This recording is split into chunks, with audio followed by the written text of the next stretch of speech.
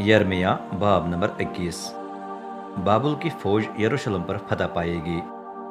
एक दिन सिदकिया बादशाह ने फशहूर बिन मलिकिया और मसीया के बेटे सफनिया इमाम को यर्मिया के पास भेज दिया। उसके पास पहुंचकर उन्होंने कहा, बाबुल का बादशाह नबूकदनेस्सर हम पर हमला कर रहा है। शायद जिस तरह रब ने माजी में कई बार किया, इस दफा भी हमारी मदद करके नबूकदनेस्सर को मौजज़ाना तौर पर यरूशलेम को छोड़ने पर मजबूर करे। रब से इसके बारे में दरियाफ्त करें।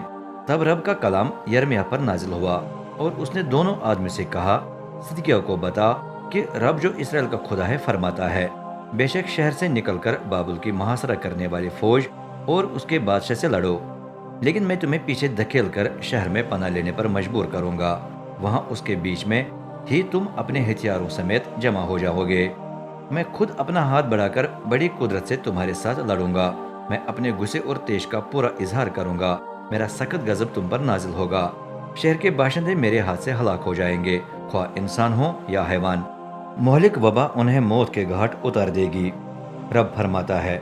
इसके बाद में यहूदा के बादशाह सिदकिय्याह को उसके अफसरों और बाकी बाशिंदों समेत बाबुल के बादशाह नबूकदनेस्सर के हवाले कर दूंगा।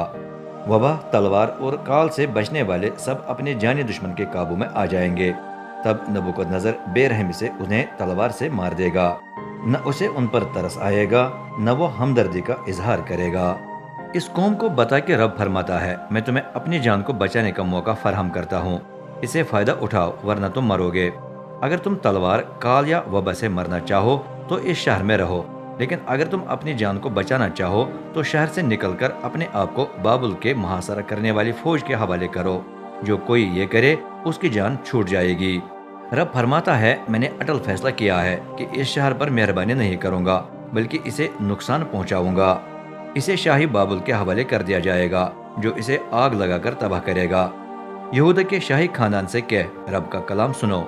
ए दाऊद के घराने, रब फरमाता है कि हर सुबह लोगों का इंसाफ करो। जिसे लूट लिया गया हो उसे जालिम के हाथ से बचाओ। ऐसा न हो कि मेरा गजब तुम्हारी शरीर हरकतों की वजह से तुम पर नाजिल होकर आग की तरह भड़क उठे और कोई न हो जो उसे बुझा सके। रब फरमाता है कि ए यरूशलेम, तू वादी के ऊपर ऊंची चट्टान पर रहकर फख्र करती है कि कौन हम पर हमला करेगा, कौन हमारे घरों में घुस सकता है, लेकिन अब मैं खुद तुझसे निपट लूंगा। रब फरमाता है कि मैं तुम्हारी हरकतों का पूरा अजर दूंगा। मैं यरूशलेम के जंगल में ऐसी आग लगा दूंगा जो इर्द गिर्द सब कुछ भस्म कर देगी।